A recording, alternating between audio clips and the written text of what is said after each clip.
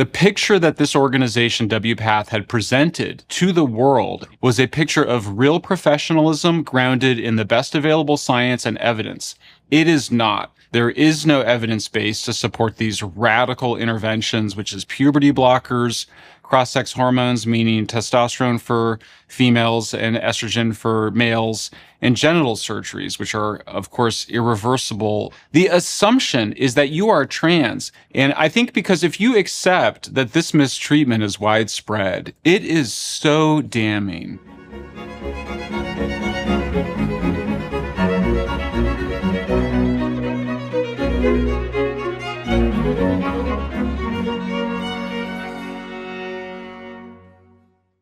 Hello, everybody. I'm talking today with journalist and author Michael Shellenberger. And Michael wrote Apocalypse Never, Why Environmental Alarmism Hurts Us All, and also San Francisco. He has a new book coming out called Pathocracy. It won't launch until next year. But I'm talking to him today about something more specific and more controversial, I suppose.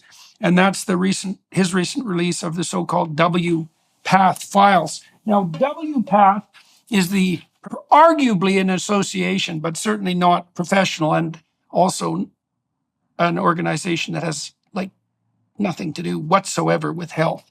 And so we walk through his release of about 170 pages of material, documenting the activities of this group, and we're going to see what happens as a consequence. So come on board for the ride.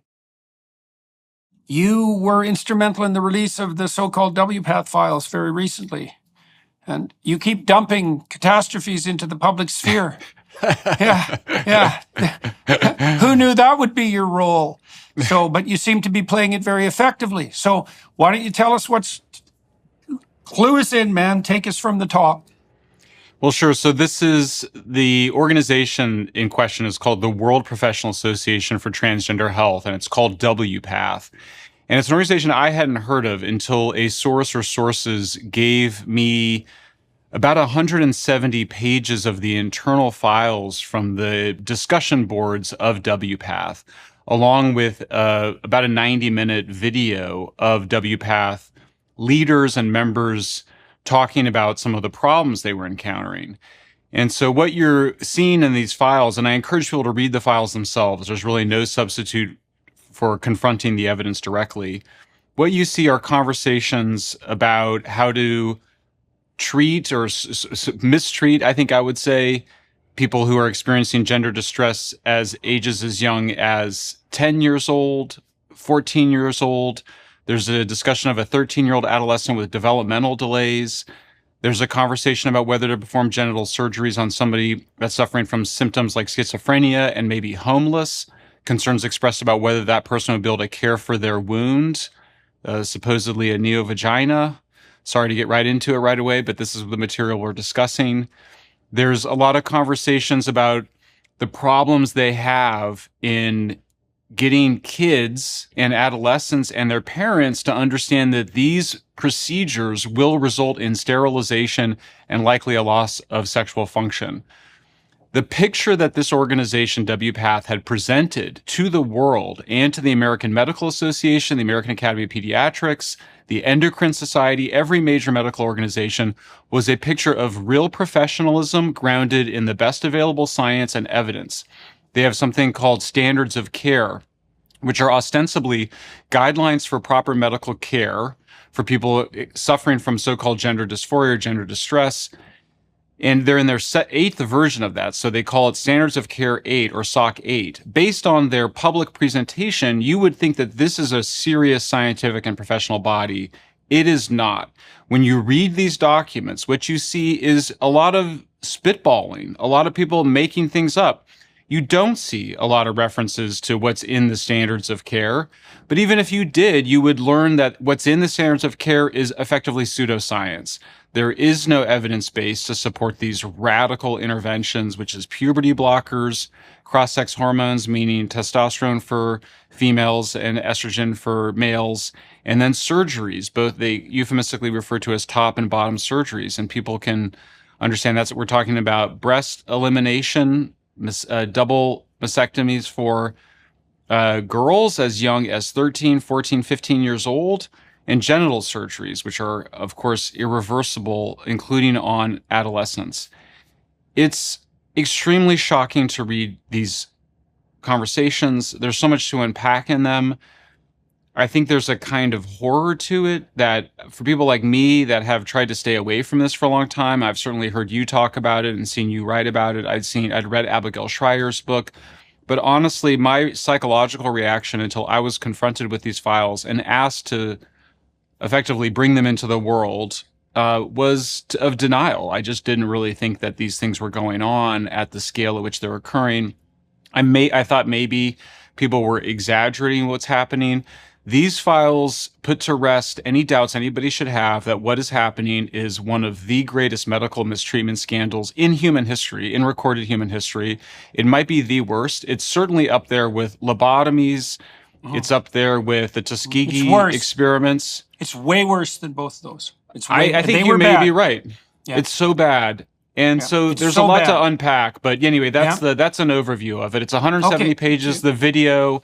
Oh, the one final thing I'll say, Jordan, is just that it also shows without a shadow of a doubt that they themselves, the people that are performing these mistreatments, are aware that they are not getting what's called informed consent. This is as important as do no harm. So they are acknowledging that the kids and the parents don't understand that. And then they just sort of throw up their hands and they say, well, yeah, we don't really know how to solve this problem. At no point in the video does anybody say, hey, maybe we shouldn't be doing this. It's a truly, just from the, there's a basic horror to it, but then at an intellectual level, you can't help but be slightly fascinated by these people. What is wrong with them that they're so in the grip of an ideology that they're doing these mistreatments and never questioning, effectively never questioning that perhaps they shouldn't be doing them at all? Yep. Okay, so let's walk through that, right through everything you said. So we're going to start with the professional association. Okay, so it turns out, apparently, that all you have to do to become a professional association that other professional associations can rely on is to call yourself a professional association. And the way you finesse that, if you aren't actually a professional association, which means you're not a group of scientists and you're not qualified to be doing what you're doing, is to proclaim as loudly as you can that you're operating on behalf of someone who's oppressed. Because then it becomes a moral crime to question anything you say.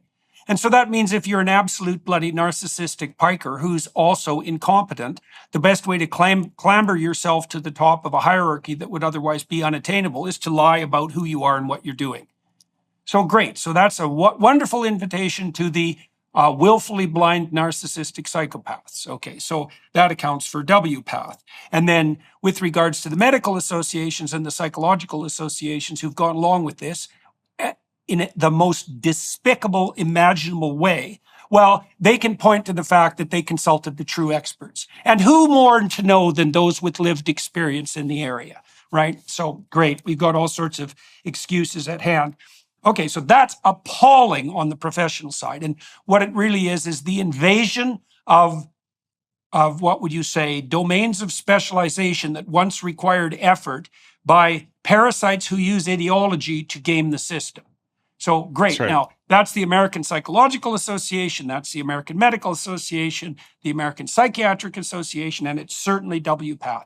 Inexcusable. I've never seen anything like this. I'm absolutely appalled and ashamed of my therapist colleagues, for example, of not being rioting in the streets because of this. That brings us to the next issue in your progression, because then you describe gender distress. Okay, so let's think about that. 2 words, gender and distress. Okay, right.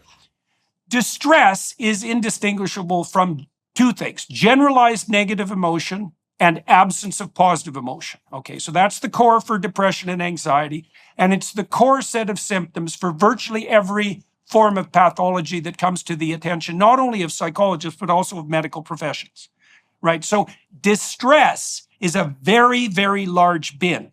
And what you do if you're a credible diagnostician is you assume to begin with that the more generalized diagnosis applies, depression and anxiety, and then you further specify that as necessary, understanding that a lot of what you might attribute to the more specialized problem is actually a manifestation of the more general problem, right? Because one question is, well, what the hell is the difference between gender distress and anxiety and depression? And the answer is mostly nothing. Mostly nothing.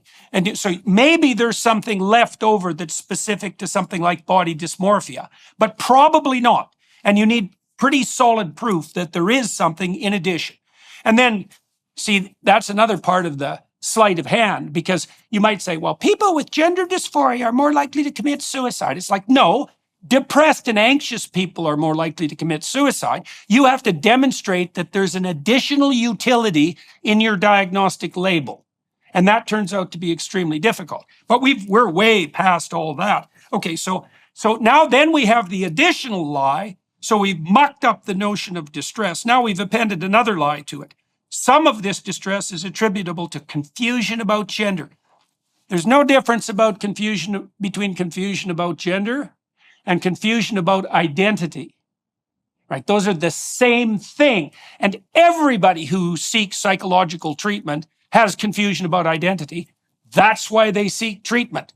So you can't just take all that and rename it gender and think that you can get away with it, although apparently you can. So that's appalling on the conceptual side. It's inexcusable. There's no reason whatsoever that any psychologist or physician who's been trained remotely in the mental health sciences should ever fall for that, even for a second, no matter what. But they did. Okay, next, and this is the progression that you laid out. Okay, so now we have gender distress as delineated by a pack of professionals who aren't professional and who aren't a pack and are certainly not a professional association. And what do they recommend? They don't recommend the minimal necessary intervention. So the clinical literature 6 years ago was absolutely clear with regard to the small number of cases of gender dysphoria that emerged in early childhood. Very rare, 1 in 3,000, very rare. Leave them the hell alone. Right. Till they're 18. Yeah. Most of them turn out to be gay, and 90% of them, and the existence of that final 10% is highly debatable, accept the physical reality of their embodiment. Right. So the rule is don't do anything stupid. Now, the man who established that, who was Ken Zucker, right? He ran the best journal that dealt with childhood gender dysphoria for years up in Toronto.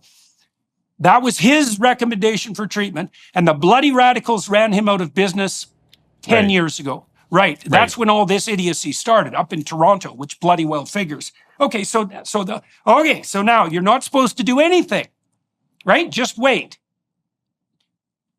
Bad treatment is worse than no treatment, okay? But no, we're not going to do that. We're going to do the opposite.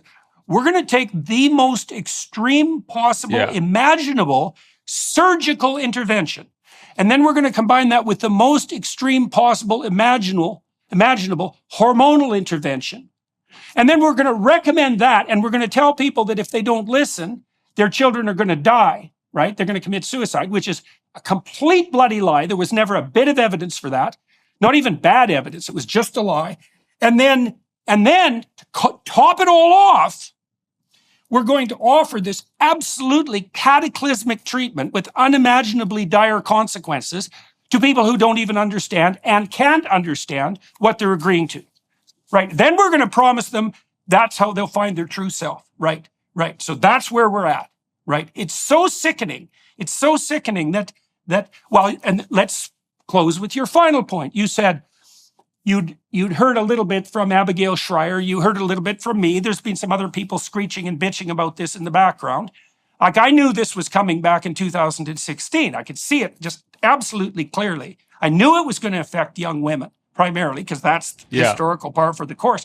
But you said, you're a pretty astute guy, and you're actually also pretty open to the revelation of uncomfortable material. But you said that even you were enticed into what exactly? Like, what did you think of what Abigail? Okay, why? I think it was I wasn't totally, it's gradual, but I think it's important to talk about, because I think if we want to figure out how to end this, we do have to figure out how to get through to people. And I've been certainly talking about this with my friends and family who are very progressive for a couple of years now.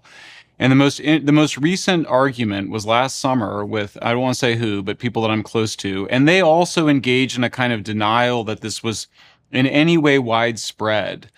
Because I think that when I was describing a particular detransitioner who I'd gotten to know and whose case I've talked a little bit about, and I think because if you accept that this mistreatment is widespread, it is so damning. It is such an indictment. It's not just, it's an indictment of the entire, what they call the chain of trust, from the pseudoscientists to the practitioners to the associations to the news media, psychologists, psychiatrists, the institutions, Surgeons. every Pharmaceutical institution, companies. Yep. yeah, Yep. drug companies.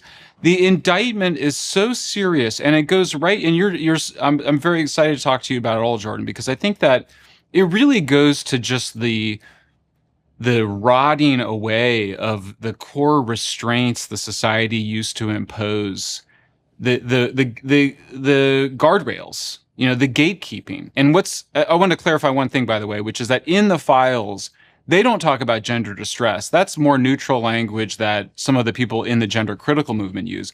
They just think they're all trans. If you are someone that expresses confusion about your gender identity, the assumption is that you are trans. And it clearly comes right out of the gay rights movement, where there was a sense in which, and this is, I think, what's been so, at the heart of a lot of it for how liberals accepted it, was that I think a lot of us accepted gay relationships and same-sex relationships and the innateness of them. And so when it came to trans, it basically was just the application of this rule of innateness onto trans. There was never a question that there was a misdiagnosis and a mistreatment. Two separate things, by the way, misdiagnosis and mistreatment. And then when it just runs away and it's like, the front page, the cover of Time magazine, and it's all everybody's talking about, this is the new form of liberation. And then you had, as you were saying, there's different characters, right? There's the psychopaths and the narcissists who are the bullies, and they're sort of the narcissists are mesmerizing people. The psychopaths are bullying people. And then all of the nice guys, all of the kind liberals, the compassionate, caring liberals cave in. And they kind of go, I can't deal with it. So that I'm talking about the journalists, the medical associations, the other doctors. It is the Democrats. It is just the Democrats, the liberals. I mean, it is just an absolutely shocking cowardice, dogma, psychopathologies. You look at the people that are really... Don't forget sadism. Don't forget sadism. Yeah. I mean, that's it's a fun just, addition. Yeah. We're going to write... I mean, there will be books written about this episode. I don't want to race ahead to looking back. Part of me that may be my coping mechanism. This all has to be stopped. I mean, I will say, and we'll probably get to it, but 1 week after we released the WPATH files, Britain's National Health Service came out and finally banned puberty blockers in all of its clinics. The Times of London then came out the next day. This is a center-left newspaper. They called this quack medicine in the lead editorial. They called for expanding the ban. They are worried, as we should be, that puberty blockers are still going to be prescribed in private clinics. But you could see with the WPATH files, the NHS decision, a huge opening where finally people that had, I think, including me, that had been sort of quiet on this, maybe a little bit like unsure, is this my role to speak out on this? Finally going, no, this is absolutely bonkers and has to be stopped. This is maybe the greatest medical mistreatment scandal of the last, 100 years, 200 years, I don't know. It's hard to identify a worse one. It's hard to identify a worse one. It's like Unit 7, what was it? Unit 713? The Japanese, that's Japanese medical experiments on the Chinese when they invaded. That's the worst of the horrors that I've ever familiarized myself with. This is at that level. And that's really something. It's because the nitty-gritty of the details of this are so shocking that you can't believe it's true. You just can't believe it's true. And I'll tell you, one other final detail. The picture is, we're doing all the science. That people will in these conversations, the doctors will say, Well, I don't know. I mean, we haven't seen anybody really come in to complain with us, at least the people we followed up with over the few weeks after the surgeries. There's like, not only is there no serious study or follow up of the victims of these mistreatments, they're not interested. It's a complete abdication of responsibility by everybody involved. Nobody even chimed in and said, "Hey, maybe we should follow up with these people. What about the person that had tumors on their liver? Maybe we should find that person." We did not see this anywhere in the files. Like nobody piped up and tried to take responsibility. It was a complete abdication of responsibility. It's just this kind of mania that we have. We're going to mess with people's bodies and then we don't care what happens afterwards. It's almost like they're getting a hedonic pleasure from it and then they're done with it. Are you tired of sacrificing style for comfort or comfort for style in the workplace? I've got a great solution for you.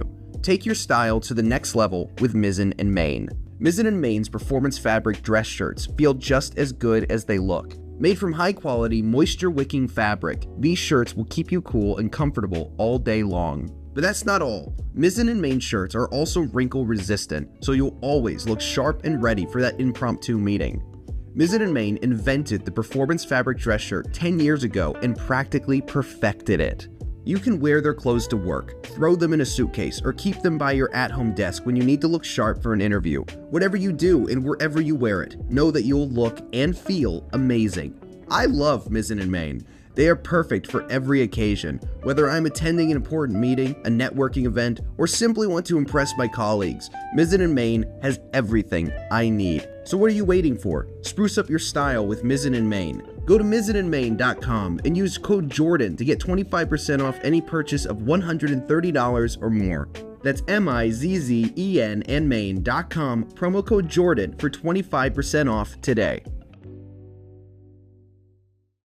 Well, sadists are overrepresented among surgeons. That's known clinically. And I mean, you know, I'll contextualize that. Every profession attracts a range of temperamental talents that have as associations their temperamental temptations, right? So there's more narcissists among movie stars and politicians and media people. Obviously, well, there's more sadists among those who cut up people for a living. Right? That doesn't mean they're all that way. Certainly, it doesn't mean that at all. That is not at all the point. Well, and we haven't even talked about one of the absolute bloody horrors of this, which is the fact that it's unbelievably profitable. You know, I saw a projection. This was 3 years ago. Some idiot consultant company came up with a 130-page PDF showing the trans industry as its growth projections for the next 7 years, right? In this like marketing speak, it's like, well, it's going to go from a few hundred million to something, something approximating 1.3 billion in the next 7. Get in while the getting's good, and every bloody butcher that can't make a living as a genuine physician and surgeon can easily turn their attention to producing like pseudo penises out of cut off flesh. It's so sickening. But again, I want to concentrate on your response because it's very interesting to me, because look, I've watched Canadians become selectively blind in Canada over the last 10 years, and I can understand why. I really can. It's like, here's the situation in Canada.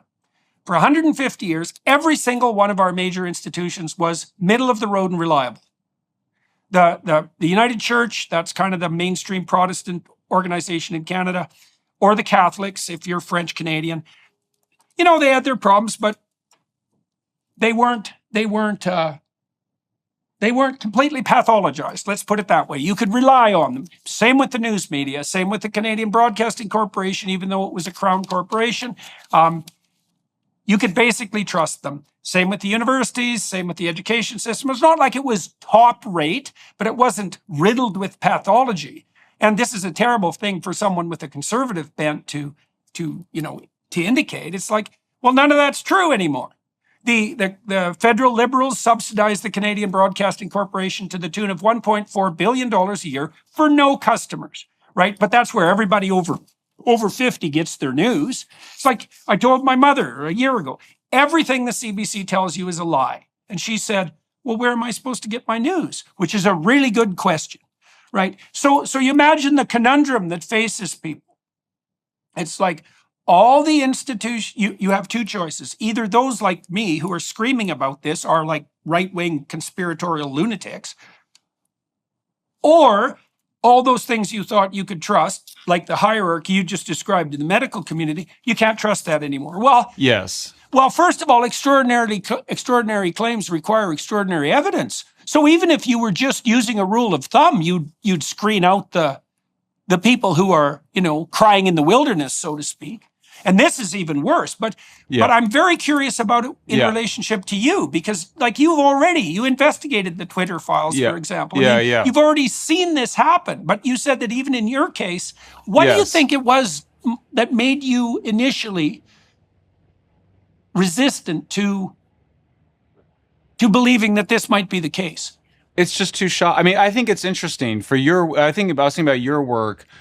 You talk in some of your earlier work was about kind of finding yourself disoriented or thrown into a sense of chaos after these foundational things the things you had counted on or believed in. And I still had that around some sense of the medical system. I still had some confidence in the medical system before really getting into this. And I think that was part of what was a barrier. I mean, I read Abigail Schreier's book twice. I spoke to her on the phone multiple times. I think she grew a little frustrated with me because I think there was a sense among some gender critical folks of like, where are the men? I don't want to overly gender it, but there was a sense in which it's disproportionately women that have been raising the alarm about this. You're one of the, you and some of the other folks at Daily Wire are the exception, I think. But I think she was a little annoyed with me, which is like, why is it taking so long?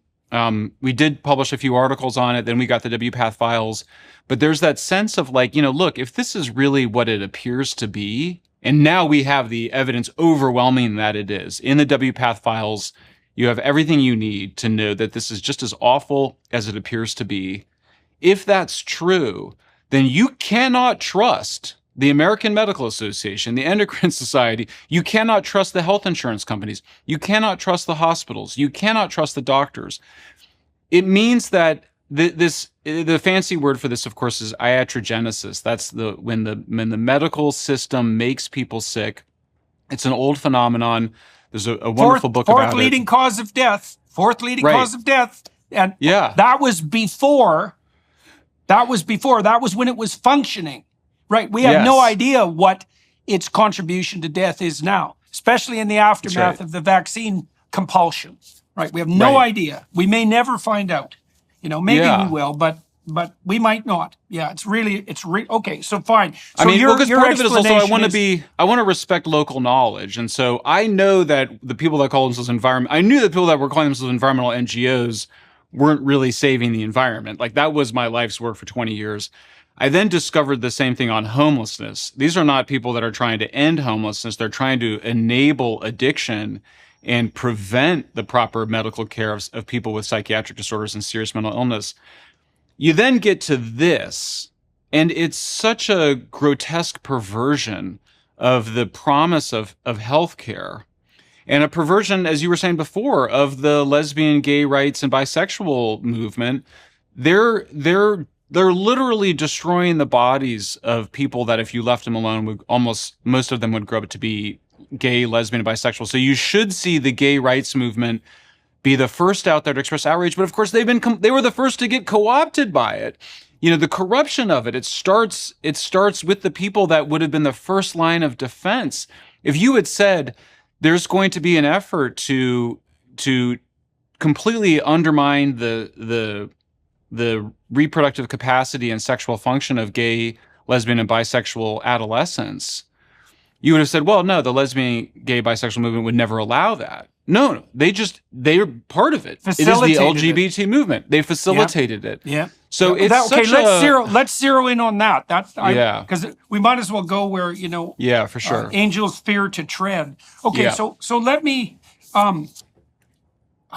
let me contextualize this first. Yeah. Or can I? I have a lot of thoughts on this too. I'm excited to get into this. All right. So one of the things we wrestled with this Alliance for Responsible Citizenship that I put together, that you mentioned it earlier, that we had our first conference in October, is we have a family policy. Okay. And we had a lot of scraps about that. And part of the reason for that was there was a lot of reasons, but one of the reasons was we had a number of people who were gay who were in our advisory group, and we were very happy to have them. But our sense was that the long-term relationship-oriented heterosexual couple is the bedrock for the communal enterprise, and that can't be replaced. Okay, and so then we argued about that a lot. And part of the reason we argued about that was because that relationship is honored in the breach more often by most people than it's honored in the what would you say, in the celebration. So like in my own family, for example, there's plenty of people, my own immediate and extended family. I suppose the divorce rate in my extended family is approximately the same as the national divorce rate. I don't imagine it's any different. And so, there's plenty of single mothers, there's plenty of divorced people, there's plenty of people who have affairs, there's plenty of gay people, there's plenty of single people. So there might be even a majority of those people, if you looked at it cross-sectionally. And so what does that mean? Does it mean that you destroy the ideal upon which community itself is founded? It's like, no, I don't think so. I think you have to live with the tension between the ideal and the exception. And it's something like you establish the core, and then there's a zone of tolerance for the margin. And not only tolerance, appreciation for the experimentation that could take place on the margin.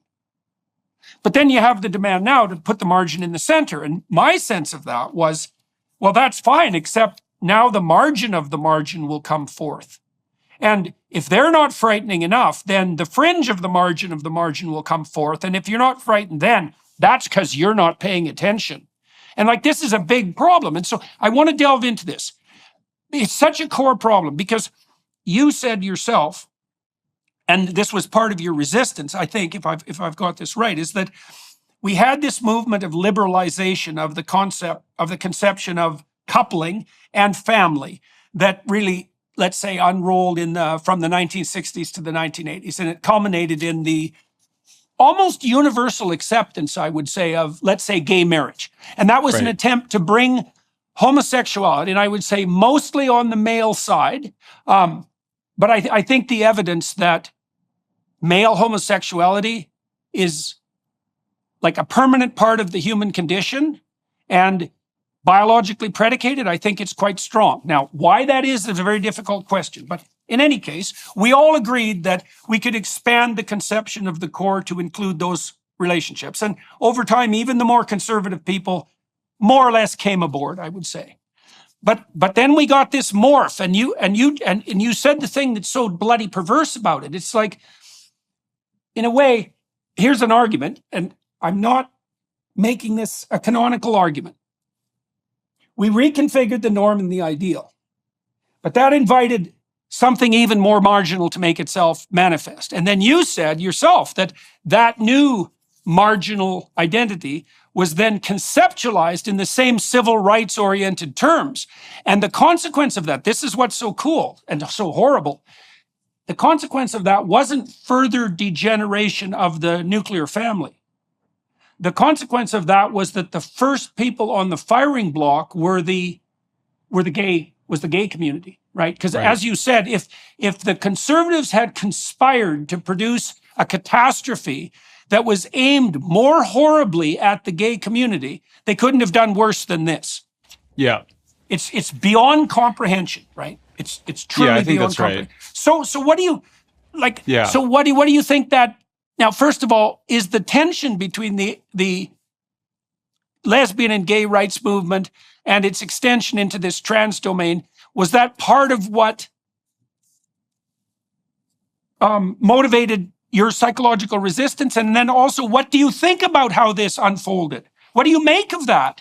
Well, so I think, so yeah. So, I mean, first of all, I'm from the left. I'm obviously much more, I've abandoned a lot of those radical left views, but I'm still very high on openness in terms of personality trait, right? So I'm sort of like, so if a biological male wants to dress up as a woman and go out in public dressed up as a woman, my first instinct is, I'm fine with that. Like, it's a free country. You should be able to do that. And then, and I think this is I'm using this case in particular because you may know that there are two psychologists who have done a lot of work studying the people that call themselves trans women.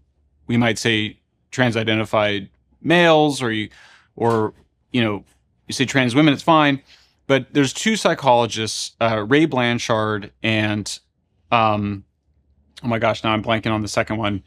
Basically, two psychologists have done the research on these men, and they've identified them. They say that what it is, it's autogynephilia. That's the word they've Blanchard's invented. word. Yeah, Blanchard, right? Yeah. So it's nobody disputed that, by the way. Right. 5 years ago, No. every mainstream clinician who was educated understood this, right? That transsexualism was an autogynephilic condition, right? And it primarily affected men, or was primarily manifested by men, and it often was fully realized, let's say, in their 30s and 40s, although there might be a history of such behavior.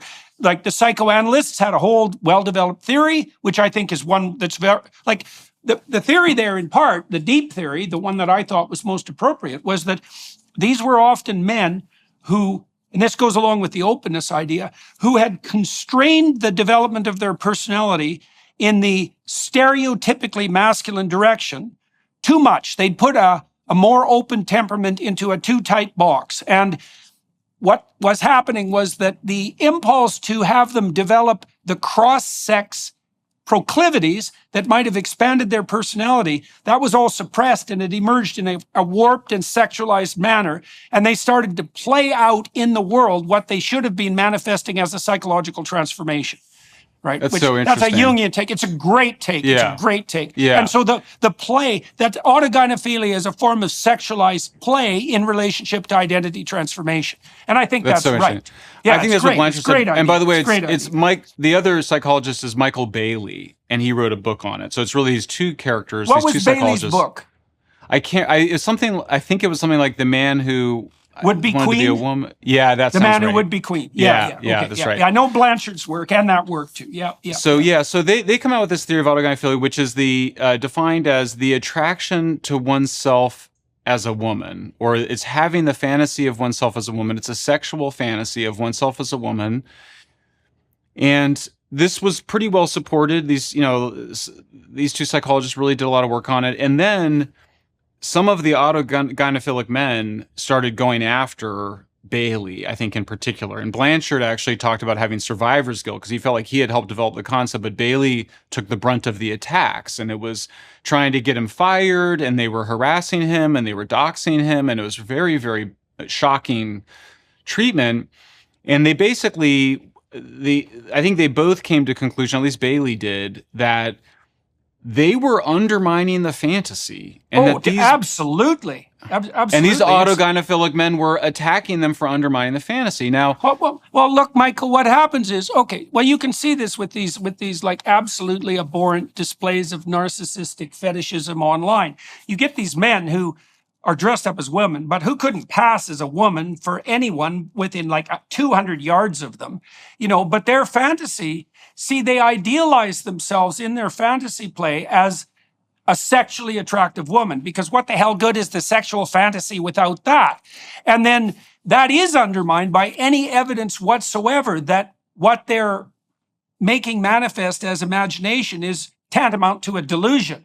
And so they get narcissistically outraged, just like a 2-year-old or a 3-year-old who's disrupted in their fantasy play. It's like, well, you're not really a woman.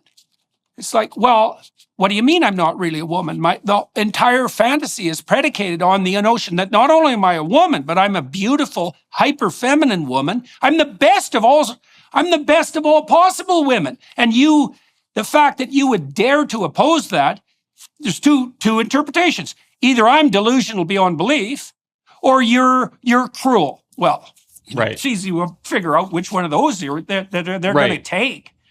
And then they go and bully everybody around them. Yeah. And they use, I mean, honestly, I just think it's psychopathic. Like the tactics they're using, showing no regard for others, engaging in very high risk behavior.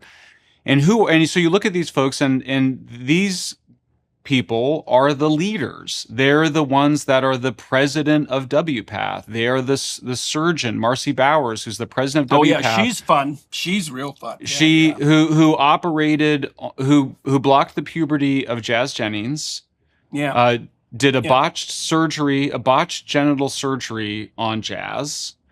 There's Yeah. video Oh, of Marcy well, and we in the and we publicized that for like tens Yes. of millions of dollars to the entire the entire low level IQ TV watching community, and glamorized it and sacrificed Jazz Jennings in the process. And what would you say? Brought his stunningly narcissistic mother into exactly the kind of spotlight that her cluster B personality demanded. Right. And her child was a small price to pay for that. Right. It's so shocking. So basically you have a situation where when you piece it all together, you have a situation of powerful, narcissistic, and psychopathic men who, in order to fulfill their sexual fantasies, are needing to construct the idea and then the reality of trans children. And this is where that's how they get out of the moral conundrum, Michael, because and this is a typical psychopathic narcissist move. It's like, I bear no moral responsibility for that. In fact, I've always been like this. And the fact that that wasn't recognized is an indication of two things: my unbelievable moral virtue and specialness, because I was that sort of special person, and the absolute pathology of anyone who got in the way, which was basically, the entire world, the entire patriarchy, everyone that knew them. Right. It's so narcissistic that it beggars belief. It beggars belief. Yeah. Right. So my understanding, and you're obviously the expert, my understanding is that psychopathic narcissists, the psychopathy is in service of the narcissism. And so if being an autogynephile is a kind of narcissism, the psychopathy then is that you don't care about the feelings of others, and you'll engage in highly risky behaviors in order to service your narcissism. That's how it works. Yeah. Well, service. Well, and we could qualify that even further, because I think it's useful to do so. So, what's the difference between a mature person and an immature person? Okay. So we'll first of all hope that we can all agree that there is a difference between like a toddler and a responsible adult. Because otherwise, why would we grow up? Okay, so what characterizes a toddler? Well, a toddler is characterized by possession by a sequence of whims. Okay, so why is that counterproductive? Well, because the toddler wants what he wants right now, no matter what. Okay, so what does that mean, no matter what? It means no matter what it costs his future self, and no matter what it costs other people. Okay, so why is that bad? Well, if you betray your future self, you die. And if you can't get along with other people, then you die. You can't engage in reciprocal altruism, for example. So what you try to do when you socialize children is that you extend their purview so that as their cortex integrates, they're able to regulate their impulsive whim in accordance with their future self and with other people, right? So that's like the definition of maturity. Right. Yep. And so you're perfectly describing and explaining one of the things in the files that we see over and over again, and you also see it in the Jazz Jennings show, which is it's a complete focus by the gender quacks to service somebody's needs right now without any sense of what the consequences will be in the future. On the video, one of the people literally says, well, we just want to provide that care and comfort right now. Well, but you're talking about lifelong sterility and loss of sexual function, and you're actually concerned. And then similarly, you see this Dr. Marcy Bowers, who's operating on Jazz Jennings, obsessed with doing surgical procedures, having an argument while conducting the surgery in the operating room, having an argument with her colleague who's telling her that she doesn't need to remove what she's calling scar tissue. She says, "No, I hate it." You can see her. She's just really, she's like, I got to get rid of that because it's got to look this right way. They're playing, to really get into it, they're playing God. They're trying to play God. And of course, the problem is they're not gods. And so but it's like there's a sense in which you read this. They're like toddlers. They're just wrecking things. Yeah. They don't care. And there's no sense of the future. You pointed to something since we're going down the rabbit hole, that's even Yeah, let's worse. go. I would say, well, look, there's a lot of things going on underneath this, and one of them is the devouring mother. Okay, so what's a devouring mother? Okay, let's define that technically. Now, Freud intuited that the Oedipal situation was at the root of much psychopathology. Now, he over-sexualized that. That was a mistake, but the core insight was brilliant. And here's the insight. Okay, so human infants are born in an incredibly underdeveloped state. There's a couple of reasons for that, but the fundamental reason is that our brains are so big that in order for us to be born through a functional female pelvis, we had to be born in a fetal stage. That's why our heads are compressible. It's a compromise. Now, the cost that we pay for that is the unbelievable vulnerability of human infants. Okay, now the cost the mothers pay for that is that the neonate is so dependent that they need 100% care. Okay, so that means that the impetus of agreeableness, that personality trait, in combination with negative emotion, that's the two feminine personality traits, high negative emotion and high agreeableness. The purest expression of that is give the suffering infant what it needs right now, no matter what. Right, okay, and that's perfectly legitimate for 6 months. For an infant. Well, for 6 months. For 6 months. Yeah. It's the right attitude. Now, okay, and it's a very, very powerful instinct. It's the maternal instinct upon which the human species depends. Okay. The question is, what happens when that pathologizes? Okay, so what does it look like when it pathologizes? Well, the first is you treat a 1-year-old like a 6-month-old. Or you treat a 5-year-old like a 6-month-old. You just give in to whatever they want right now. Well, that means that you start to interfere with their development. That's where the devouring mother comes in. Right, okay, and that's very, very bad. That's how you make useless, entitled, narcissistic, privileged, dependent, and terrified children, right? Who also hate their parents, right? So that's a very bad idea. Okay, but here's something even worse than that, which no one will talk about and which no one will contend with. Okay, that maternal instinct is hyper powerful, and it's the defining characteristic of femininity. The question that our culture is facing now is, what happens when women enter into the political arena and that instinct doesn't find its proper place? And the answer is, as far as I can tell, is that childless women infantilize everything. Yep. Yeah, well, God, Michael, Boy. if that's true, we are in serious trouble. Like, you know, because we know the most woke disciplines, for example, in the universities are the ones with the highest percentage of women. Now, I'm don't get me wrong, I'm not blaming women, and because I think men have abdicated the responsibility on that front as well. And I'm also not unhappy that we've been able to determine how to capitalize on the broad intellectual abilities of women in the broader civilizational scheme of things, let's say. That's not my point. My point is that we don't know what sort of political psychopathologies will be specific to females, and we bloody well know now. And part of that's that infantilization of everything. And then there's another associated issue, which is women are also very good, let's say, at spotting predators. Okay, if you have an infant and you misidentify a predator, you know, you call something a predator that isn't, whatever, you protect your baby, it's not a problem. It's kind of hard on the misidentified predator. Mm-hmm. Right, and so part of that cluster B proclivity of the psychopathological woman to cry wolf continually and profit thereby is also a manifestation of that maternal instinct. It's right. You oppose me, you must be a predator. And this is the terrible thing about the devouring mother pathology is if you're a predator, no punishment is too harsh for you, right? No quarter. Right, why would you give quarters to something that wants to eat your child, right? It's like no quarter. And so that's another problem that we have no idea what to do with.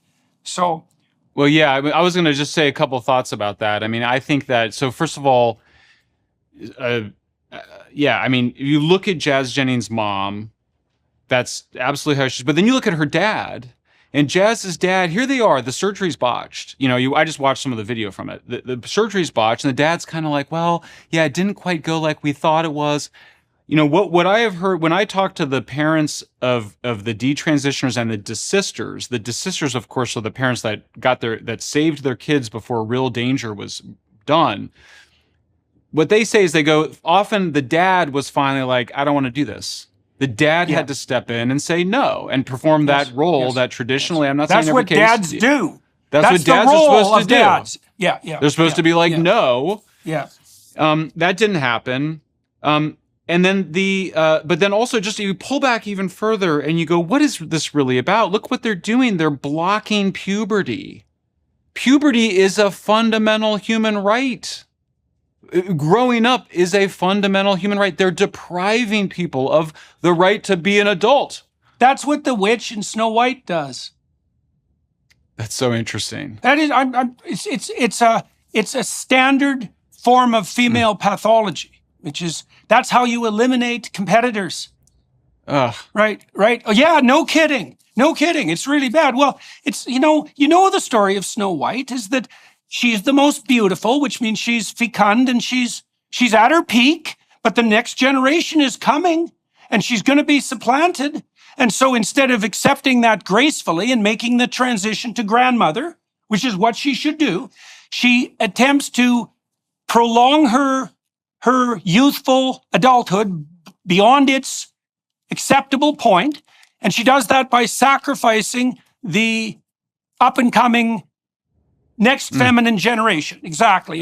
So she poisons Snow White. Yeah. She's the witch that lives in the forest and has always lived in the forest. Yes. So the witch is in power. I mean, this is what's so shocking about it is that the witch is in power, like across all these institutions, and the men are completely, simped out. I don't know how else to describe it. The men have abdicated their authority, abdicated their responsibility, the core responsibility of the father at a minimum. All these dads are focused on playing with their kids. Protect your kids. Protect your kids from these deeply creepy doctors that are trying to prey on your child. I mean, it gets to the spiritual stuff too, I think, because I watched the Barbara Walters special on Jazz Jennings before they performed this horrible surgery on her. Barbara Walters opens that special. Barbara Walters, the trusted face of the news media, right? I mean, she's like Walter Cronkite is dead, but Barbara Walters is still there. Someone like my parents, my family would rely on. She gets up and she goes, "Beautiful little girl born into the wrong body." I mean, I've been working on nihilism and the ways in which nihilism is when you are sterilizing your children, when you are depriving them sexual function, when you are denying them puberty, it's nihilism. I mean, you're just saying no to life. You're negating life. You're negating your own immortality project. That's how a lot of people feel like their lives have meaning that goes on by having kids and then grandkids. So the hard nihilism of it, and underneath it is a kind of hedonism of the immediate pleasure of exercising your power over other people's bodies or your body. I think that nihilism is at the heart of this. I just look at it and I go, nihilism, in the Nietzschean sense and the classical sense, is just a kind of rejection of reality for some alternative world. Sleep is the foundation of our mental and physical health. You must have a consistent nighttime routine to function at your best. If you're struggling with sleep, you need to check out Beam. It's not just your run-of-the-mill sleep aid. It's a concoction carefully crafted to help you rest without the grogginess that often accompanies other sleep remedies. Several people on our team use Beam's Dream Powder to sleep better through the night and show up ready for work. Other sleep aids can cause next-day grogginess, but Dream contains a powerful, all-natural blend of reishi, magnesium, L-theanine, apigenin, and melatonin to help you fall asleep, stay asleep, and wake up refreshed. Now available in delicious flavors like cinnamon cocoa, chocolate peanut butter, and mint chip. Better sleep has never tasted better. And today, our listeners get a special discount on Beam's Dream Powder. Their science-backed, healthy hot cocoa for sleep with no added sugar. Better sleep has never tasted better. Just mix Beam Dream into hot water or milk, stir or froth, and enjoy before bedtime. If you find yourself struggling to sleep, give it a shot. Get up to 40% off for a limited time when you go to shopbeam.com/Peterson and use code Peterson at checkout. That's shop, BEAM.com/Peterson and use code Peterson for 40% off.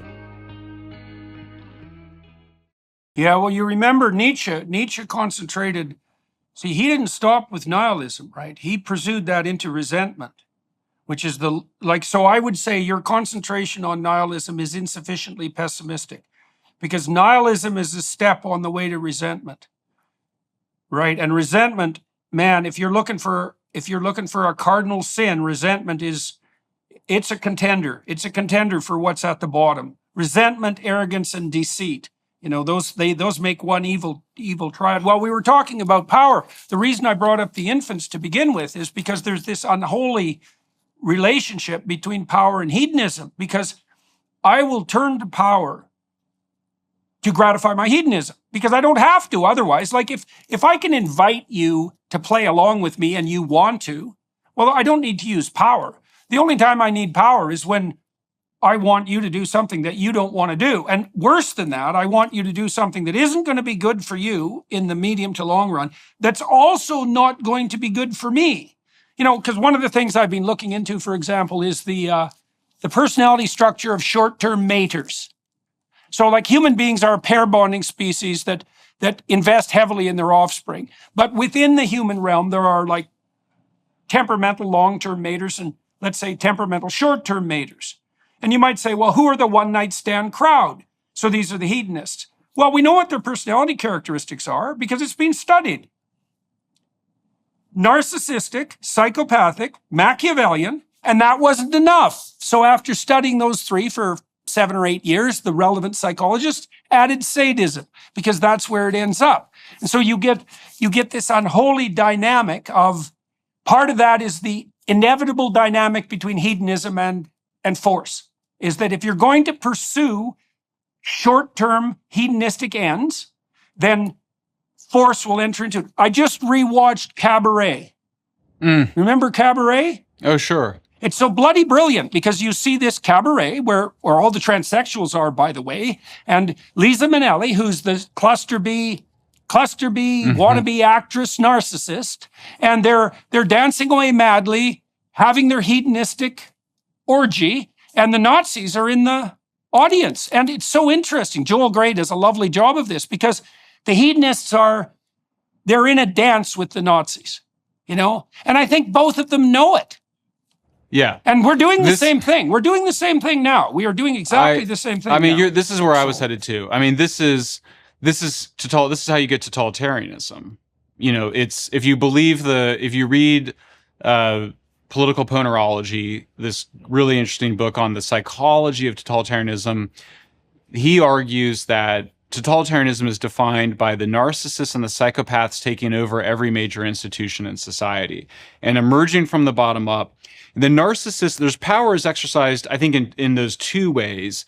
The psychopath, it's through raw power. It's through bullying, being domineering, trying to get people canceled, trying to get people fired, harassment. The narcissist, I'm borrowing from the Ponerology book. I think the last name is pronounced Lobachewski. He argues that the narcissists are spellbinders. So they're casting a spell. Speaking of the witch, right? There's a spell cast.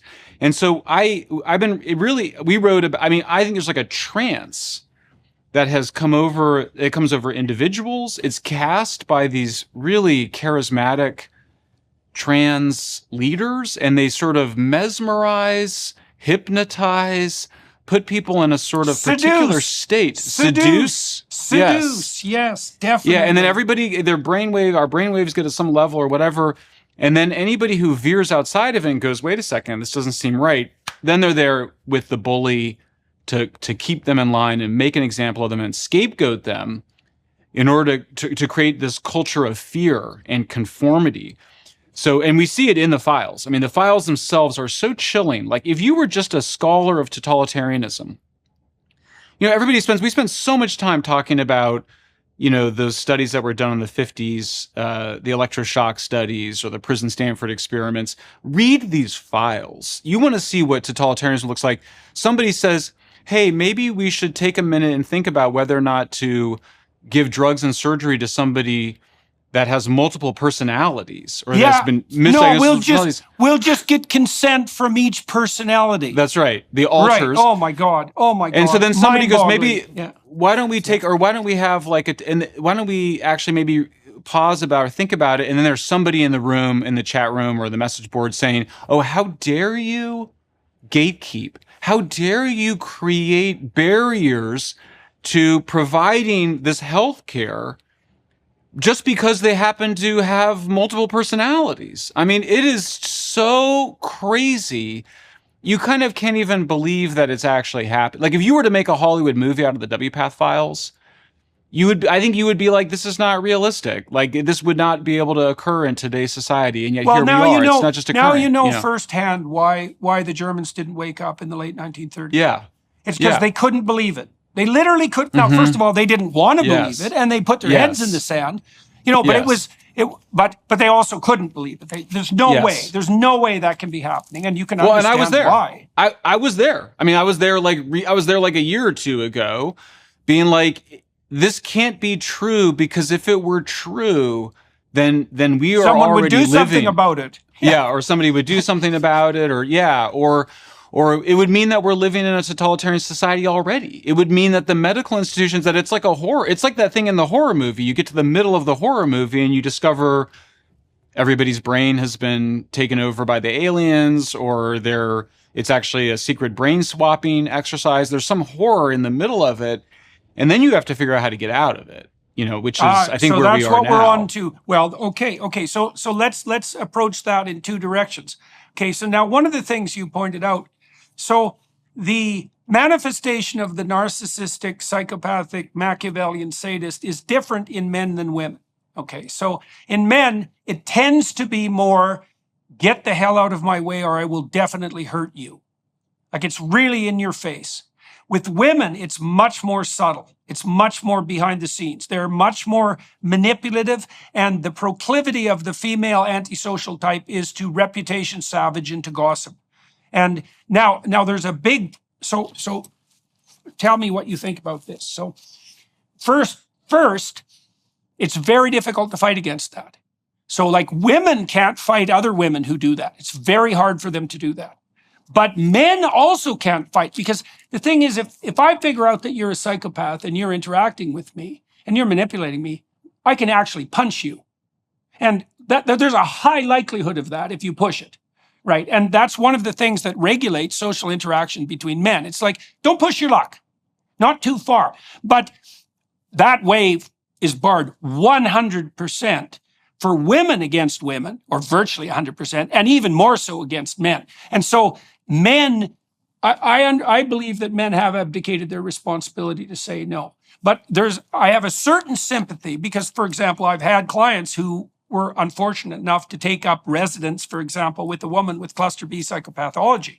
And it was like their lives were over. Those women would light themselves on fire to singe them. And they had no defenses. And if they did ever raise a hand in defense of any sort, then the cluster B type would call the authorities, lie about what had happened, invite a knight in shining armor to save her in tears, which is really effective as she also happens to be attractive. And that guy was done. He was done. His life was over. Right. Yeah, his little dried up corpse was being sucked dry by the psychopathic woman on the side of the road, and that was it. Right. So that's a big problem. And so that's another. Well, I think. Go ahead. No, sorry. No, I was going to say. I mean, I think it seems like we're turning a little bit to how do we handle this. I mean, I think one of the things that the Lobachewski describes in the Ponerology book, and of course it's just a theory because he couldn't prove it. By the way, he lived through Nazism and communism. He opens the book describing a really lousy academic being appointed as the president of his university in Poland. And the guy was just a psychopath. Like, that's how he made it to that position. And what Lobachewski's argument is he could says, never happen, Michael. Oh, no, I know you're reading it being like, I think we're there. Yeah, no kidding. So we're definitely there. we're Yes. definitely there. So you kind of go once. So he argues very persuasively, I think, that it's not enough to condemn. It's not enough to say this gender mistreatment is bad. It's pseudoscience. It's hurting people. We should definitely do that.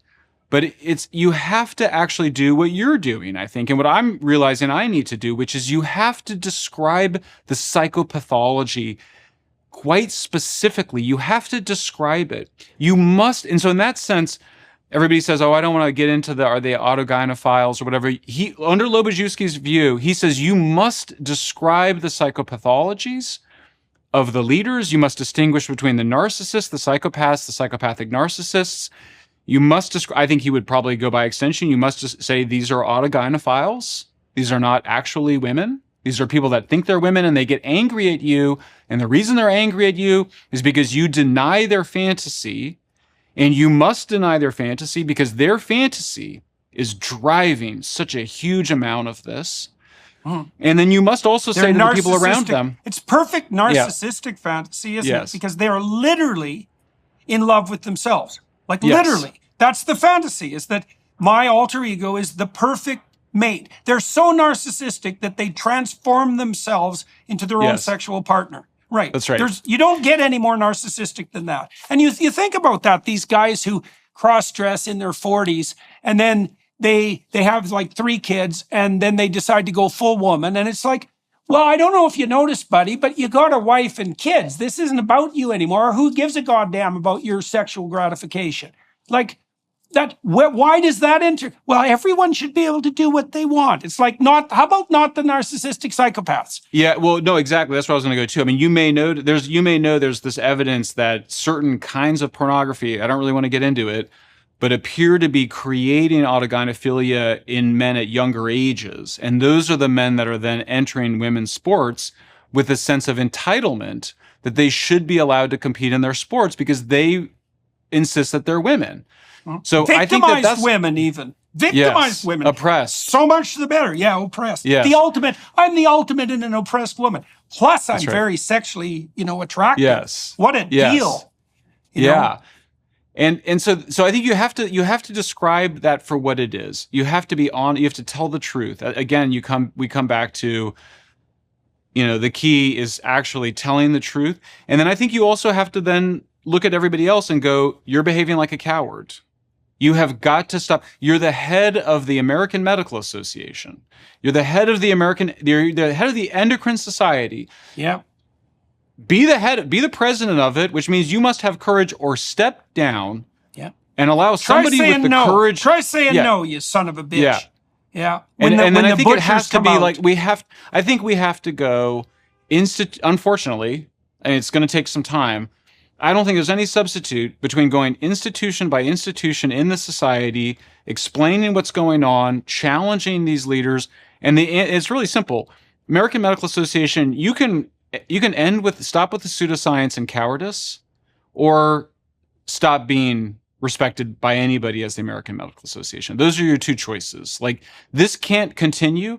I mean, Jordan, on the AMA website, they still say that gender medicine prevents suicide. That piece of pseudoscience is still on the website, despite multiple studies showing quite the opposite. So I do think that those are for me, I look at how does this end? Okay, so let's delve into that. Okay, so let's delve into that a bit more. Okay, so so this has been infuriating me for quite a long time, right? Like I knew in 2016, when Bill C-16 came out in Canada that mandated pronoun use, I went to the Senate and I said, you are going to cause an epidemic among young women. This is what's going to happen. And the senators, of course, knew better and just, asked me why I was such a mean man and why I was making such a mountain out of a molehill. Right. It's like, well, it's because I can see exactly what's going to happen. And I can actually see why you're doing it, you bloody virtue signalers. Right. You hypocrites. We're so compassionate. It's like, oh, I'll love my son no matter what. And how am I going to demonstrate that? Well, I'll castrate and mutilate him and turn him into a monster, and I'll still love him. That's how wonderful I am. Right. Jesus, man, it's no wonder people can't admit that sort of thing exists, because that's so goddamn dark that it puts almost everything else to shame. You just can't believe that could happen. It Right. happens, right? Right. And a fair bit, right? So there are plenty of mothers who will hoist their child's severed body parts up on a flag to signal their maternal virtue, right? Ugh, it's Brutal. unbelievable. It It's child is sacrifice. unbelievable. It's sacrifice, That's right? for sure. That's exactly what it is. Yeah. Yes, it's child sacrifice to the demon of pride. That's what Right. it is, and it's bad. Okay, Yes. so then I think, well, what do we do? Do we have a truth and reconciliation, like Hugfest? I don't think so. I think we put the people who've done this in prison. I mean that. Like, I think anybody who's transitioned a minor should be, they should lose their license. This includes the counselors. They should lose their license and they should be put in prison. There's no excuse for it. And so I'm afraid that well, we're we'd going have to to change the laws first.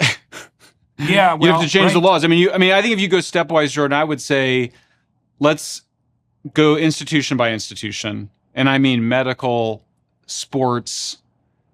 Riley Gaines LGB. is trying to do that on the sports side. Riley's doing, yeah, and she's going to Yeah, succeed. yeah, She's going to yeah. succeed. I mean, look, I will say, I think the public is really with us. They're already with us, and they don't even understand because I think a lot of the public's in denial. But I would say we got to go institution by institution. And then, yeah, the laws have to change. I mean, the Republican states in the United States are already changing.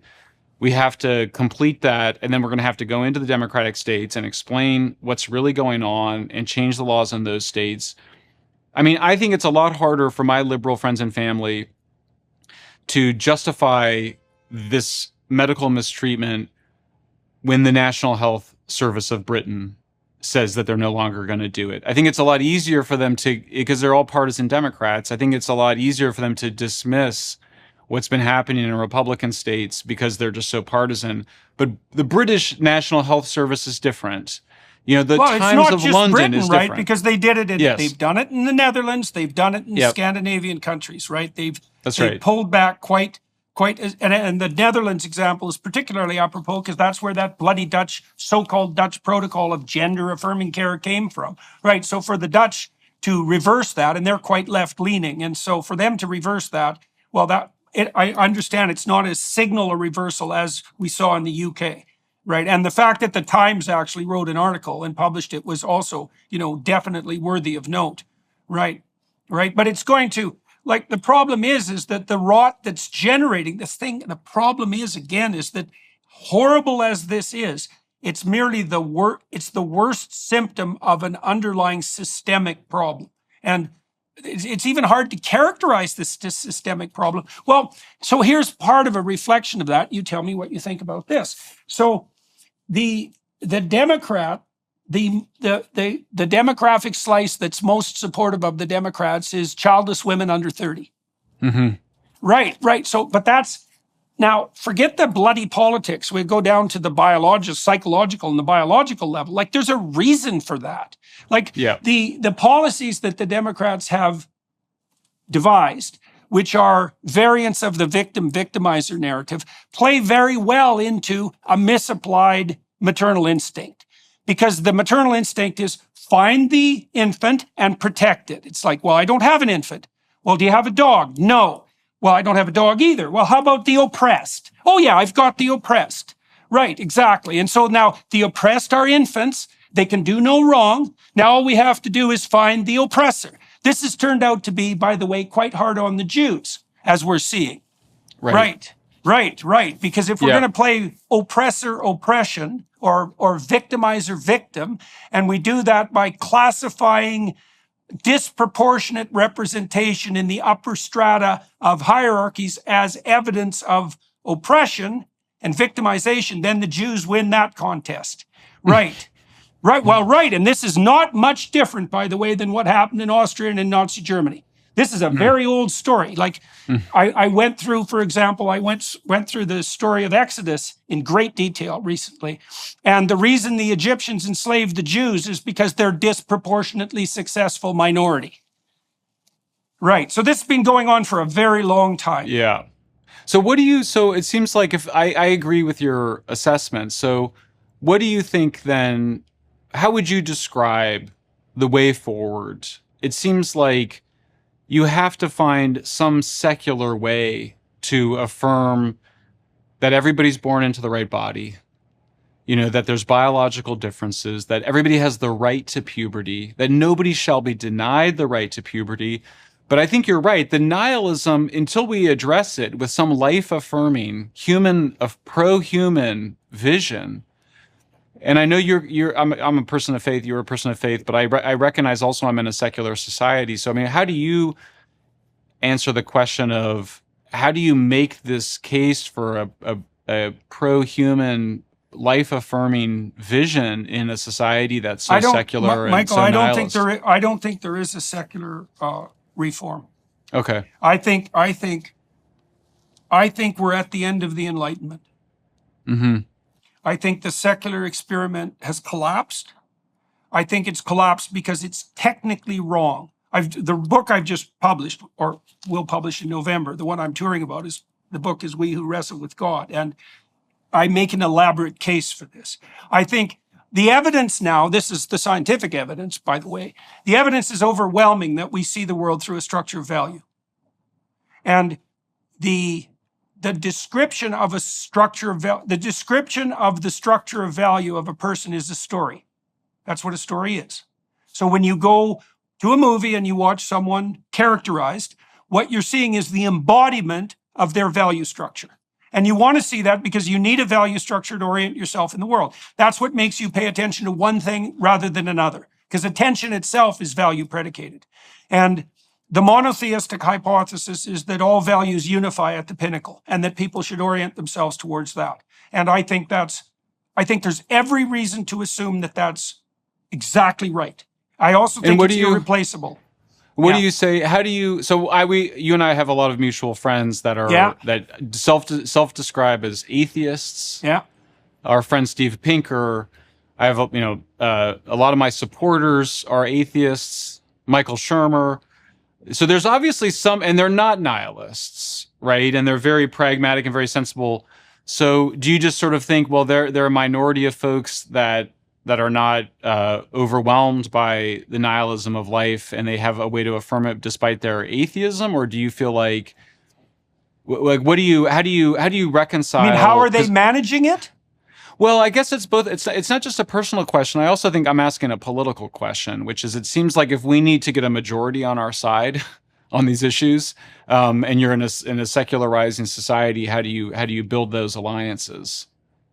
Yeah, well, I mean, I don't have an answer for that. I mean, what I'm trying to do is to tell a better story, and that has a certain impact, and that's the right way to do it, because I think the right way forward is always invitational. The right way forward is invitation. And so if you can't tell a better story, then you don't win the contest. What's the best story? Well, look, the leftist story is one of power, right? The postmodernists discovered that we see the world through a structure of value, which is partly why they've been able to kind of scuttle the scientific enterprise, because raw empiricism doesn't work. This is partly why the Enlightenment has to come to an end. You cannot orient yourself with knowledge of the facts. And the reason for that is that there's an infinite number of facts. You have to organize the facts. And as soon as you organize them, you're in a value hierarchy. So the postmodernists figured that out, which is why, and it's so interesting because most of them were literary critics, right? They were critics of story. They knew there was something key to the story. Well, the problem with the postmodernists wasn't that they got that right, and that was a major accomplishment, but they leaped immediately to the assumption, because of their Marxism, they leaped immediately to the assumption that the fundamental story was one of power. Mm-hmm. Right, and you can understand why that's an attractive story. It's easy to understand. You can understand every human dynamic in relationship to power.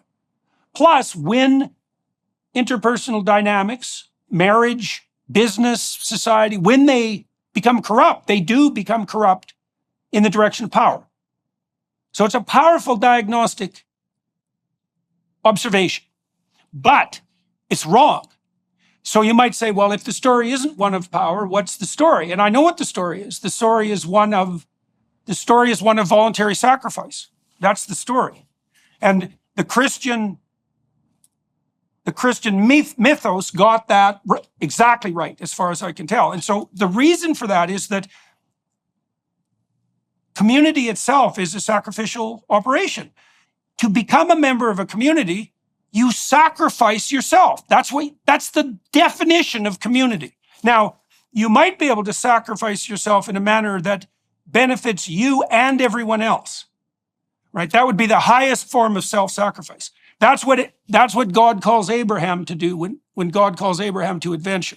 He offers him a sacrificial path forward that would be optimally beneficial to him and to everyone else. And so there's an equation in that story of the call to the adventure of sacrificial transformation and the simultaneous establishment of social harmony. And I think that's right. And that's not power. And I think the country that got that most right has been the United States, right? Is that people have their responsibility. They bear that responsibility. That's they work, because work is sacrifice. It's the sacrifice of the present to the future. So it's voluntary self-sacrifice is the right basis for community. And the image of the crucifixion is that. That's why it's on the altar. That's why it's at the center of the church. That's why the church is the center of the community. That's all dramatized. And it's right. And it's the antithesis of the claim that power unites. Now, what it means that that's right, that shades off into the ineffable. Like, I don't know, like, human beings are communal animals. What does that mean metaphysically or theologically? Well, that's where human knowledge meets its limit. You can't say in the final analysis. And Jordan, what's the difference? So Jazz Jennings' mom really sacrificed her son for something. What's the difference exactly. So what is the difference between that sacrifice that they're doing? They're sacrificing others for themselves, I guess you would say, rather than sacrificing some part of themselves for others. No, it's worse than that. It's worse than that. No, first of all, that's a very astute question. And second, you're not pessimistic enough in your analysis. So, because it's not that they're exactly sacrificing, say, their children to themselves. It's that they're sacrificing their children to the narrowest of their whims and their demand for prideful power. Right. So it's mythologically speaking, it's a Luciferian sacrifice. Right. Because you might say, well, they're gaining. It's like, wait a minute. Who are you talking about exactly? Because it's not exactly obvious that Jazz Jennings' mother gained, not in some comprehensive analysis. I mean, a more comprehensive analysis would mean that she couldn't have possibly failed on every front more spectacularly. So what did she get out of it? That isn't the right question. The right question is, what did the worst impulses within her garner from the situation? Right, and so she subjected herself to her own narcissistic, hedonistic whim and allied herself with the spirit of pride and power. Right, and then performed the requisite sacrifice. And we're doing that everywhere. Mm-hmm. It's brutal. And the deeper you look into it, the worse it's no wonder people don't want to look, And is there, that's not surprising. Yeah. So the Enlightenment is arguably a secularized version of the Judeo-Christian tradition. Yeah. And that's the argument that Tom Holland makes in Dominion, and Nietzsche made it, others make it. Yeah. Is there a secularized version of the story you're describing that would appeal to our friends Steve Pinker and Michael Shermer? We'll see how they respond to this book. I think the answer to that is yes. And the reason I think that is because I think that the intuition that has possessed Western civilization in many forms for thousands of years is that truth in its highest form is a unity. And so I think we'll find that there's no distinction between the religious and the scientific enterprise if they're both properly understood. And I really believe this. I think we're on that cusp. I mean, partly because, for example, the great neuroscientists that I've talked to over the last year, I asked, what's his name? Oh man, now I'm going to forget. That's his name. Sapolsky. That's so terrible. Yeah, no, it wasn't Sapolsky, although I did talk to Sapolsky. He he's developed an entropy theory of anxiety. His name will come to me. Anyways, he's the world's most cited neuroscientist at the moment, and he's really quite the genius. And I asked him, this is an odd question. I said, is every object perception a micro narrative? And he said, yes. Now, Wow. it's not easy to understand what that means, but what it means is that the sense data that the empiricists confused with the raw stuff of matter presents itself in its isolated elements as a story. Like a drinking glass is a prop in a play. It's not an object. Right? It's not a dead material object. It's a prop in a play. It has, that's like a Platonic ideal, right? It's very similar to the notion of Platonic ideal. And that means that what presents itself to us in the form of apprehensible objects, so that's the sense data, it's all micro-narrative. It's all within a coherent story, or an incoherent story sometimes, because you can be fragmented. But there's no getting away from the story. And the great neuroscientists, look, this discovery's emerged in 4 different areas. The AI people know it, which is why they started training AI systems in a completely different way. They're not rule-based, right? They're value-based. And now they're very much like human beings because they were trained to identify value. That's exactly how they were trained. The robotics engineers figured this out. The psychologists who were studying perception figured this out, and the postmodernists figured it out. So 4 different scientific disciplines simultaneously converged on the realization that even sense data presents itself as value. You don't derive value from the underlying data. That's wrong. It's backwards. And so I would say, this is another elaboration of that to some degree, the biblical library is the repository of the value structure through which we see the world. That's literally the case. Now, you could argue maybe that's for the worse. It's like, no, I don't think so. But you could make that argument. But I don't think you can escape from that conclusion. I can't see how. I've tried to escape from it. I haven't been able to. And so but the idea is sort of, this is very profound stuff, because I think if you kind of go, we had this civilization that was oriented towards God as a source of value. God dies. People stop believing in God.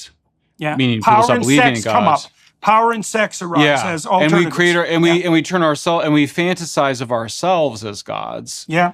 Yeah. Now, our atheist and secular friends, Michael Shermer and Steve Pinker, if I were to try to channel them, I think they would say, I believe also in being in service to higher values. They would say things like family, community, rationality, enlightenment.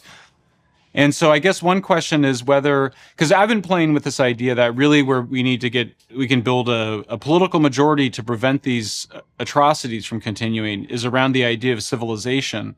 But I think what you're saying is that that's not good enough, that the civilization has to be in service of something even larger than the civilization itself. Look, here's the problem with the perspective that Pinker and Shermer might adopt. So let's say family, justice, truth, beauty. Okay, why? Why those?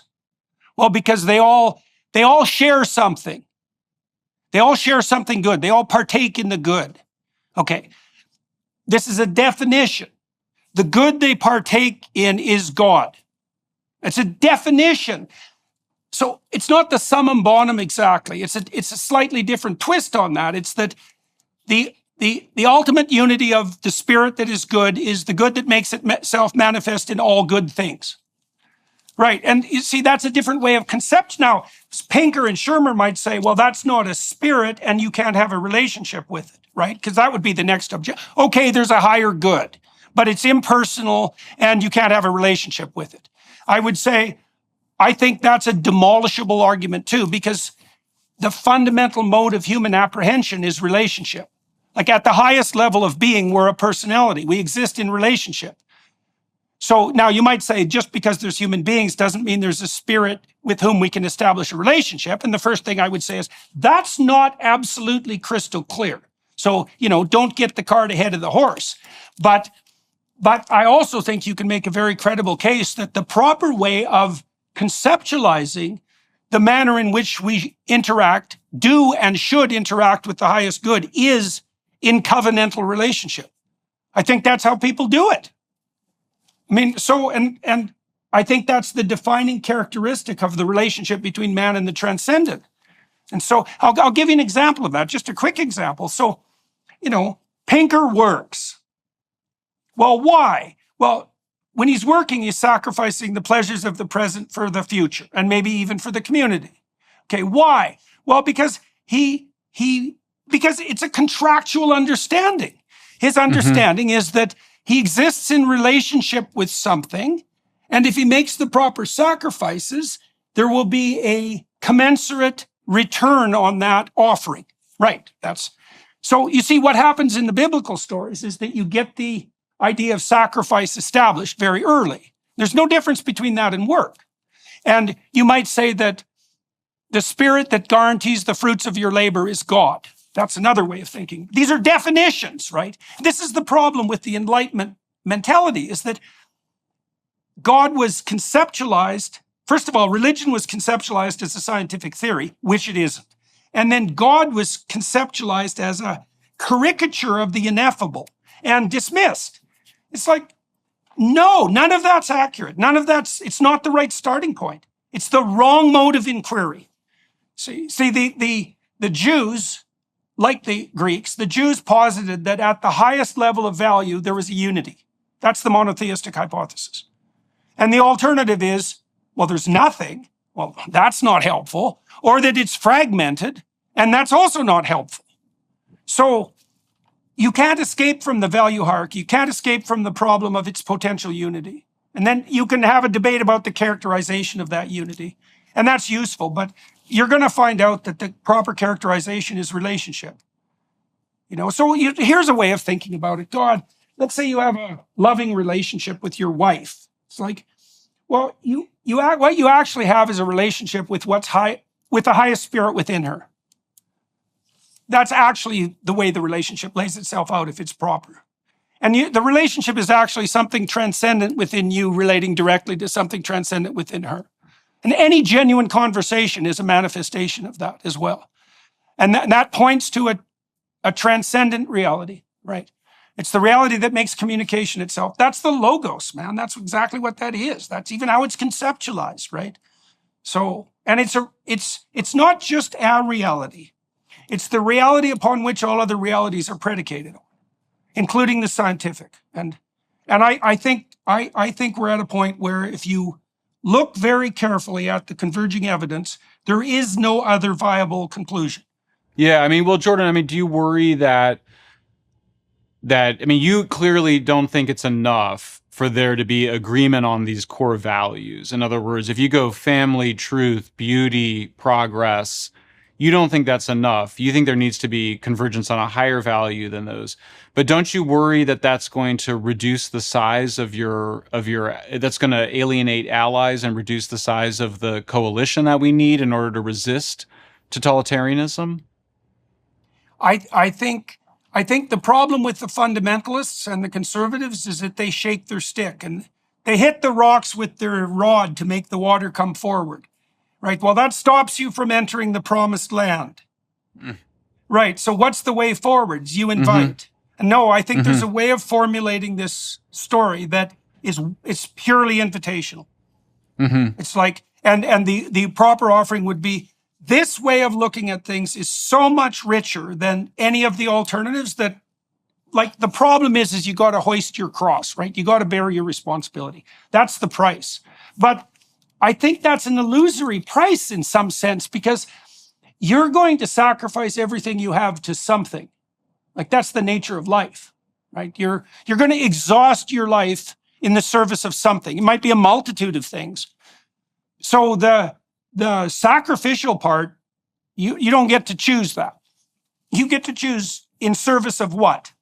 Well, they would say, I think if you were to say, I think we would have a broad, I feel like we have to resist totalitarianism. And so I'm trying to figure out, how do you get to a majority? Seems to me, family, truth, beauty, care, all these values that we have, that they are where I think we can attract a lot of people. I think we get to God, faith, and I think we start to lose people. Look, we've been having that problem with this ARC enterprise, right? Because we have 6 core domains that are very similar to the ones that you just laid out, right? Core values, right? And we've been arguing back and forth continually about how much you leave the divine unity, that what is the source of those things, so to speak, implicit versus explicit. And the answer is, we don't know, right? We don't know. Yeah, but I certainly do understand. I believe that you don't insist upon it or use force. That's where you get the totalitarian alliance between the religious spirit, so to speak, and the totalitarian state. That's the sort of things that people like Dawkins object to, right? And rightly so. But look, one example. See, I don't know how anybody can dispute the idea that the ground of community is sacrifice, is self-sacrifice. That's right. I mean, obviously, when you mature, you give up the narrow whims of a hedonistic 2-year-old for the broader, right? So, okay, so then you might say, well, I think you would get Pinker and I don't know, but I think we would get Pinker and Shermer on that. Well, then you might ask. Well, then you'd say, well, yeah. Let's just say, for the sake of argument, that that's the case. Well, then you might ask yourself, as a historian, or even as a biologist, imagine that human beings came to that explicit realization, at least in part, that the core to the eternal community is voluntary self-sacrifice. Okay, how best should that be represented so it was memorable, at hand for everyone, regardless of intellect, and transmissible down the generations? I'd say, well, you'd encode it in a story. Right, and then you might say, well, is that story true? And the right answer to that is, it depends on what you mean by true. Right, because you don't get to play, see, that's the thing, is at the level of religious inquiry, you don't get to play that game anymore. Because when you say, does God exist, let's say, the right rejoinder is, what's your definition of exist? Oh, well, that's obvious. It's like, no, that's where your unconscious religious presuppositions are making themselves manifest. And so your question is really, I'm a materialist and I believe that there are tables. Is God a table? It's like, okay, have it your way. No, God's not a table. Are you satisfied? Well, what kind of useful discussion is that? That's not useful.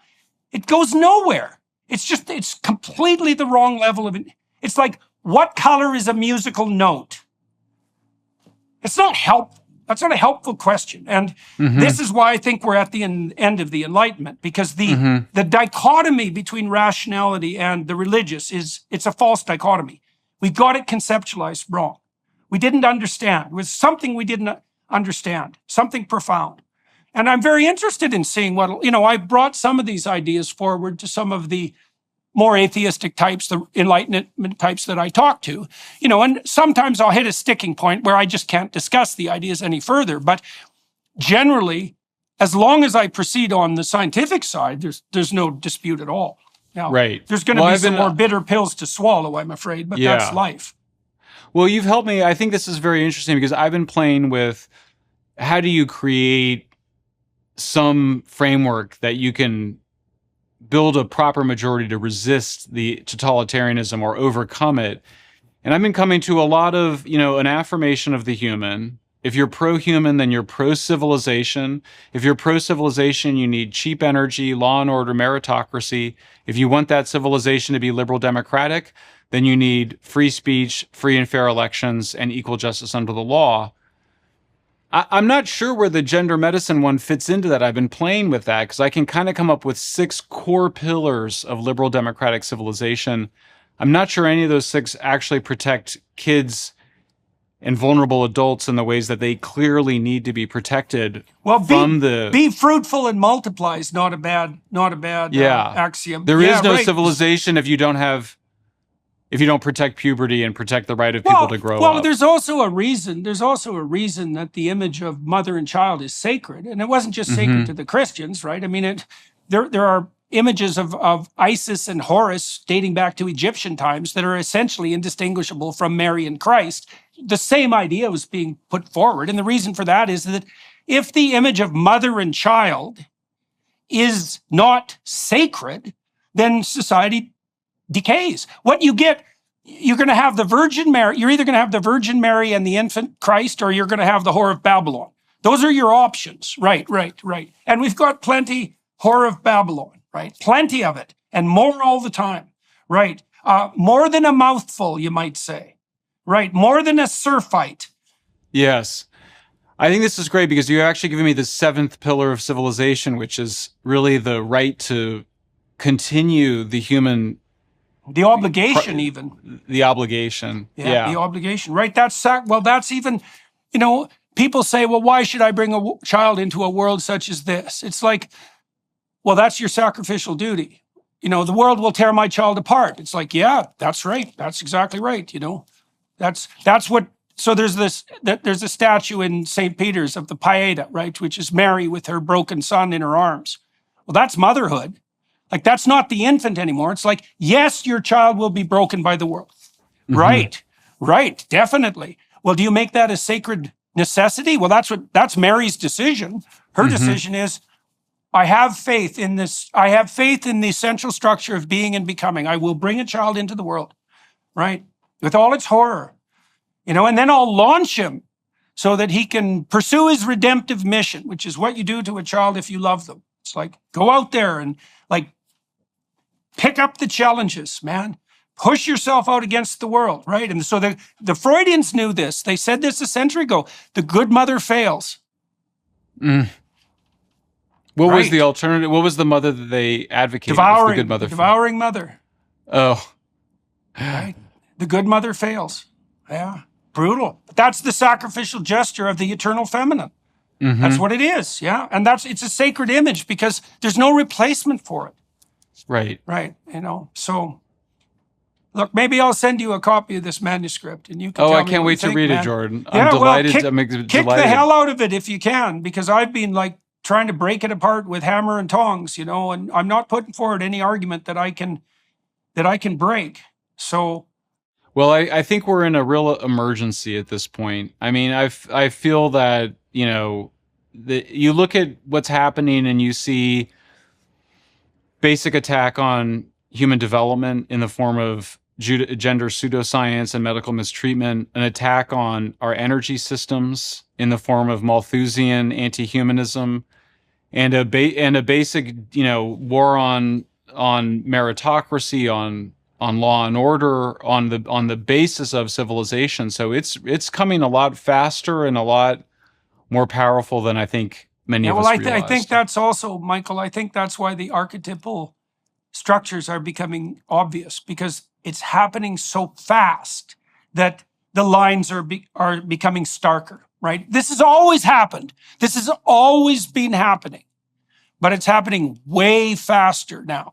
Right. And so it's like, you can see the metaphysical characters behind the scenes, right? Much more clearly. Yeah. And it's not a pretty picture. And this is why people turn away. And I can understand, but that it's not... Look, when the Israelites get all clamory in the desert for the last time in the story of Exodus, they're all bitching and whining because... they're not in the lovely tyranny and all they have to eat is manna. It's like, it's real rough and they run out of water. So they go to Moses and bitch and squawk about it and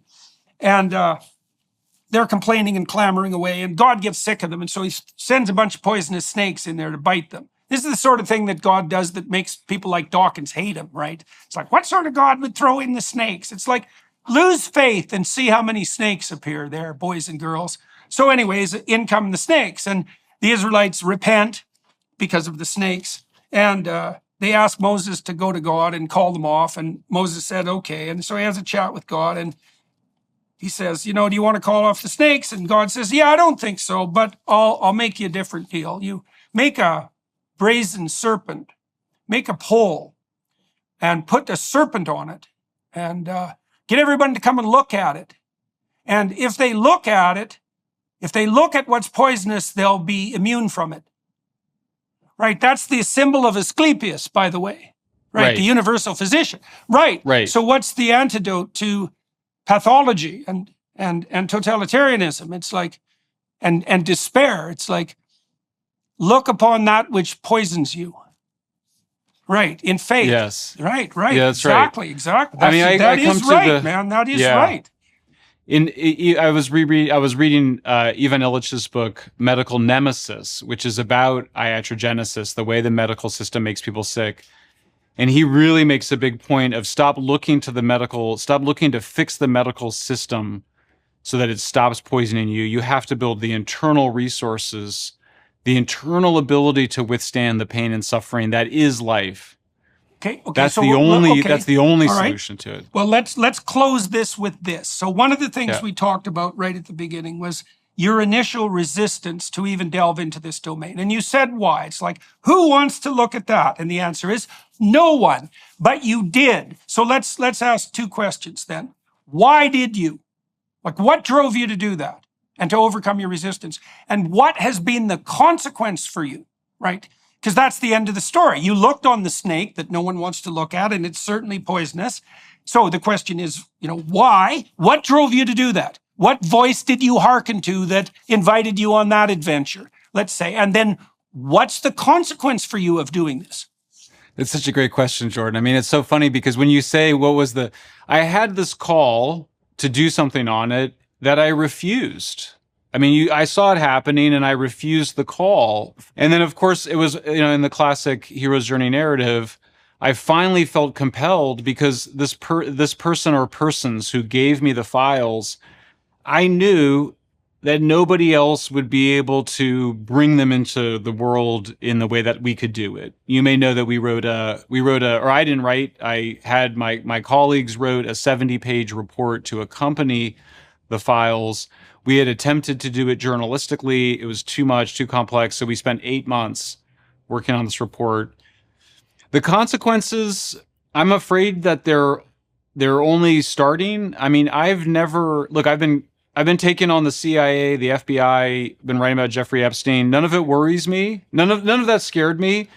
These people, and look, I'm not so scared of them, but I think the people that are involved in this, which is frankly a cult, a child sacrifice and castration cult, if we're just being perfectly honest, like that's what, as an objective description of it, they're very dangerous. They're violent, they're aggressive. Right. They attack. So I've taken my own personal security.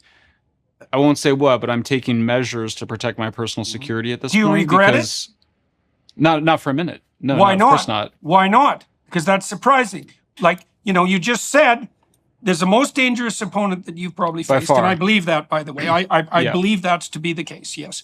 And a very well organized one, too. The only YouTube videos I've had taken down have been the ones that touched on the transition. On this. Right. Well, we'll see if this one, we'll see what happens with this one. Yeah, exactly. We will see. We'll see. Okay, so you're putting yourself in danger. So why don't you regret it?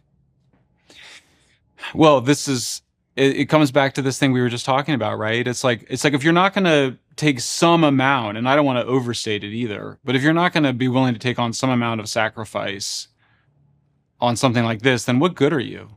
Like, what is the point? You're not really a man, right? You're not really a father. Yes. You're just not I wouldn't be able to live with myself if I had said no to this. And you're the slave of psychopaths. That's what you are. That's right. That's right. I would be that's right. Voiceless, braying slave of psychopaths. That's right. Right. That's exactly And now I can be in a right. position where we're not going to be afraid of them. We're going to overcome them. And we're going to figure out how to do that. I do have faith. I think I do tend towards optimism. But I think this part, Jordan, this is such a helpful conversation because I do think being able to describe what's happening in very specific psychological terms, I think is one of the keys to overcoming the totalitarianism that we're facing at different places in different parts of society simultaneously. Yep, definitely. Well, you got to get the diagnosis right before you can prescribe the cure. Right. That's right. Right. Yep. All right, man. Well, it's going to be a crazy year. Buckle up. Yes. Yep.